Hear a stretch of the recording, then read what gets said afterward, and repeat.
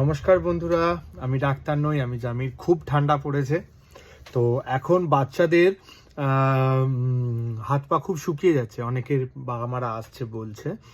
কিন্তু বাচ্চাদের সাথে বড়দের কথাও বলি। আমি একটা জিনিস সবাইকে এটা সাজেশন দেবো যে শীতকালে গা হাত পা ফাটলে কি হয়। তো শীতকালে গা হাত পা ফাটলে খুবই কষ্ট যেমন হয়, রাফনেস হয়, কিন্তু একটা ট্যানও পড়ে।